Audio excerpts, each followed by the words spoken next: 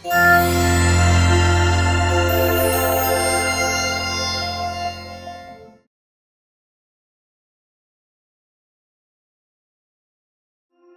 আপনারা শুনছেন সুমন সাঁতরার লেখা গল্প প্রহরী।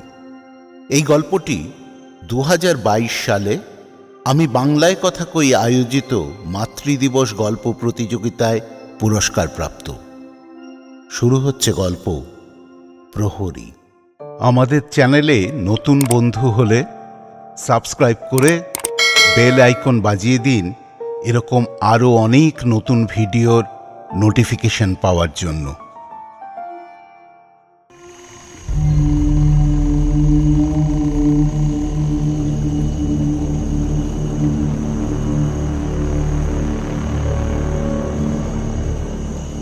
সুন্দর একটা স্বপ্ন বোধহয় দেখছিলাম সেদিন।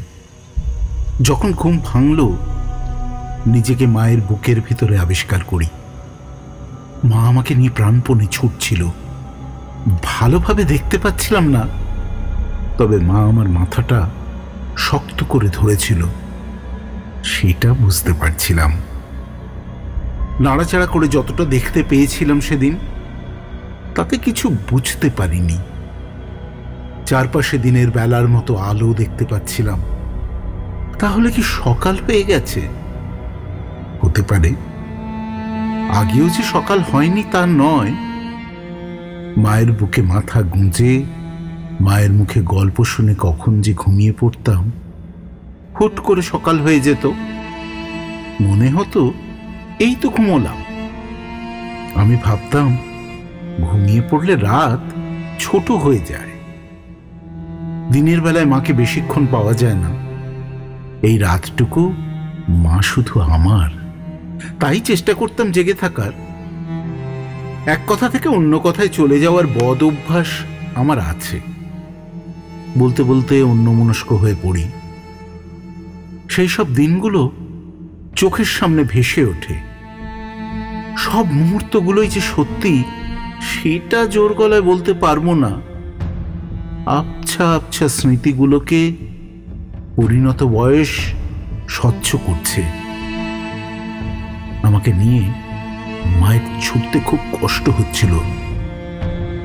তার দীর্ঘ শ্বাসগুলো পাথরের মতো পড়ছিল আমার পিঠে। তখন আমার বয়স কত ছিল জানি না, তবে আমার বন্ধু রিন্টু তখন প্যান্ট পরা শুরু করেছে আর বুলটি টেপ জামা। আমি ওদের থেকে 2-1 বছরের ছোট বড় ছিলাম। আমি সম্পূর্ণ শরীর ঢাকতে পারিনি। ভাগ্যিস আমি ব্যাটা ছেলে ছিলাম। ছিঁড়া ফাটা একটা প্যান্ট পরেই দিব্যি কেটে যেত। কোনোদিন স্কুলে যাইনি। আমার বয়সটা অনুমান না করতে পারলেও জামা কাপড়ের কল্যাণে আর্থিক অবস্থাটা অনুভব করতে পারি।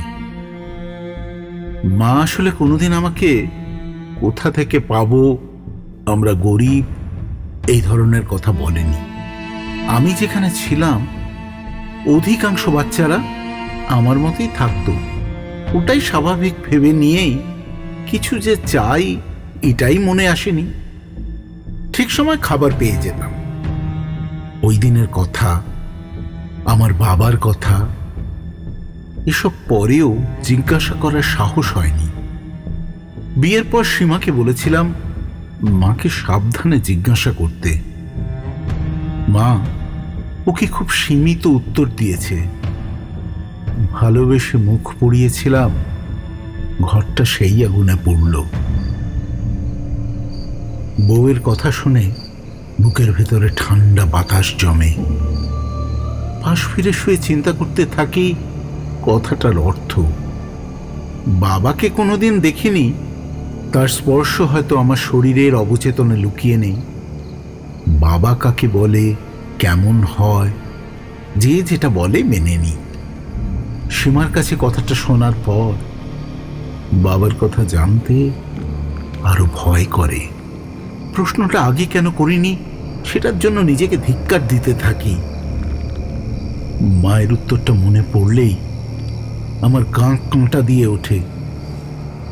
মা কি পয়সার অভাবে ওই পথটা বেছে নিয়েছিল? সীমা আমার কানের ওপর ধীরে ধীরে আঙুল বোলায়। রাত আরো গভীর হতে শুরু করে। দূরে থেকে ঝিঁঝির ডাক শোনা যায়। আমার দম বন্ধ হয়ে আসে। আমি বাইরে গিয়ে বসি। মা বারান্দায় ঘুমোচ্ছে। মাকে ডেকে তুলে জিজ্ঞাসা করব সত্যিটা, ভালোবাসলেই কি ঘর পুড়ে যায়? কই, আমি তো সীমাকে ভালোবেসে বিয়ে করেছি। অগ্নিসাক্ষীর কাঠ ছাড়া কিছুই তো পড়েনি। পড়বেই বা কেন? একটা সিগারেট শেষ করে সীমার কাছে ফিরে যাই। সীমাকে মায়ের আমার গল্প এতবার বলেছি যে ও মুখস্থ করে নিয়েছে। মুখে সিগারেটের গন্ধ পেয়ে ও গল্প বলতে শুরু করে। মাঝপথে ওকে থামাতেই হয়। যার গল্প তাকেই বলতে হবে। সীমা চুপ করে শুনে যায়। ক্লান্ত হয় না। সীমা না শুনলেও আমাকে বলতে হয়, মনে করতে হয় মায়ের অবদান। এই যে আমাকে এত বড় করে তুলেছে, বাঁচিয়ে রেখেছে, সাইকেলের দোকানে কাজ শিখিয়েছে, সব কিছু মনে করতে হয়। এখন আমার নিজের সাইকেলের দোকান। সীমাকে পেয়েছি। সীমার জন্য মায়ের গল্প অল্প হলেও জানতে পেরেছি। 2 কামরার একটা ঘর তুলেছি, কিন্তু মা বারান্দায় শুয়ে থাকে। কিছুতেই ঘরে শুতে চায় না। সীমাকে বলি, জানো সীমা, কারোর কাছ থেকে কষ্ট পেলে সেই মানুষটা ভালো ভালো কথা, ভালো মুহূর্ত মনে করতে হয়।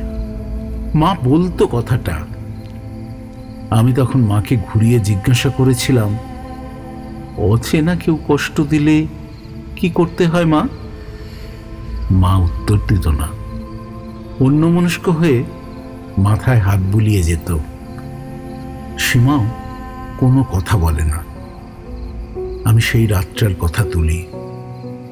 সীমা সেদিন রাতে বাড়ির পিছনের বাঁশবাগানটা দিনের থেকেও বেশি আলোকিত দেখাচ্ছিল। ওখানের প্রত্যেকটা গর্তের জীবগুলো দেখতে পাচ্ছিল। ওদের চোখেও আগুনের প্রতিচ্ছবি ফুটে উঠেছিল। ঘরটাকে শেষবারের মতো দেখতে পারলাম না। মানুষ মানুষের ছবি তুলে রাখে।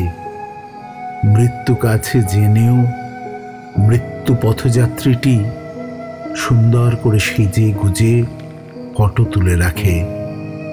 জীবন থেকে নির্বাসন নিয়ে ছবিতে মালা পড়ে বেঁচে থাকার আশায়। একটা ঘরের ছবি যদি তুলে রাখা যেত। এই সময় সীমা আমাকে বাধা দিয়ে বলে, তুমি তো তবুও দেখতে পাচ্ছিলে পিছনে কি হচ্ছে। কিন্তু মাকে শুধু সোজা দৌড়তে হচ্ছিল। নিজের থেকে তোমার চিন্তা ওর বেশি ছিল। তারপর আমি রেগে যাওয়ার আগে গল্পের খেই ধরিয়ে বলে, তোমাকে এখানে নিয়ে এলো বলেই না তোমাকে আমি পেলুম। মায়ের খুব ইচ্ছে ছিল আমাকে স্কুলে পড়াবে। আমি চাইনি। রিন্টু, বুলটি, ভম্বল, সৃজা, কই তারা? চেনা কোনো মুখ নেই। সবাই কেমন অচেনা দৃষ্টিতে চেয়ে থাকে। মা লোকের বাড়িতে কাজ করতে শুরু করলো। আমি কাজ করার মতো বড় ছিলাম না তখন। অর্জুন কাকার সাইকেল দোকানে আমাকে বসিয়ে রেখে কাজে যেত। দেখে দেখে আমি কিছুটা কাজ শিখলাম। পরে অর্জুন কাকা হাতে ধরে শেখালো। আমি সব নারীদের এখনো সন্দেহের চোখে দেখি। তাদের কোনটা আসল, কোনটা বানানো ধরার ক্ষমতা নেই বলেই হয়তো আমি কিছুতেই বুঝতে পারি না যে কারণটা জানার জন্য আমি রাতের পর রাত জেগে সিগারেট পুড়িয়ে কাটাই। সীমা সেটা জেনেও বলে না কেন? মাকে আমার নীচ মনে হবে বলে, নাকি মার মৃত্যু হলে? মা মারা গেছে। মায়ের সৎকার, নিয়ম কানুন, সাদা বসন পরিত্যাগ করে সীমাকে অনেকদিন পর ভালোবাসছিলাম। তখনই সীমা বলল কথাটা। ঘরে পাড়ার লোকেরা আগুন দিয়েছিল তোমাদের দুজনকে পুড়িয়ে মারবে বলে। আমি নিশ্চল হয়ে যাই। সীমা বলতে থাকে, তোমার মনে আছে তুমি সেই প্রশ্নটা করতে আর মা চুপ করে থাকতো? আমি উত্তর দিই না। সীমা মনে করিয়ে দেয়, অচেনা কেউ কষ্ট দিলে কি করবে? আমার দিকে এক পলক তাকিয়ে অন্যদিকে মুখ ঘুরিয়ে বলে, উত্তরটা মাও জানতো না। মায়ের সাথে তেমনই কিছু হয়েছিল। তোমার বাবা কে ছিল মাও নিশ্চিতভাবে জানতো না। তাই কার সম্পর্কে ভালো কথা, ভালো মুহূর্ত খুঁজবে বলো? তুমি আসার পর মা ওসব ছেড়ে পালিয়ে এলো তোমার পুরনো বাড়িতে। সেখানেও লোকের বাড়িতে কাজ করেই পেট চালাচ্ছিল। কিন্তু মা কি বলে জানো? পাপ নাকি পিছু ছাড়ে না। অনেকে চিনতে পারল।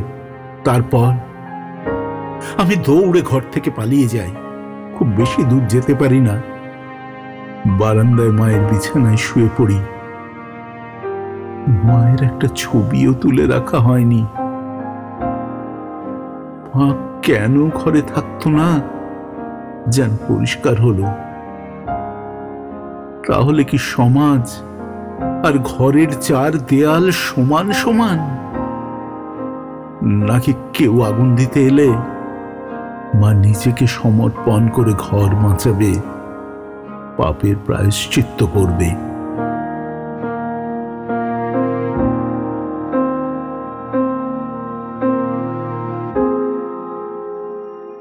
আপনারা শুনলেন সুমন সাঁতরার লেখা গল্প প্রহরী।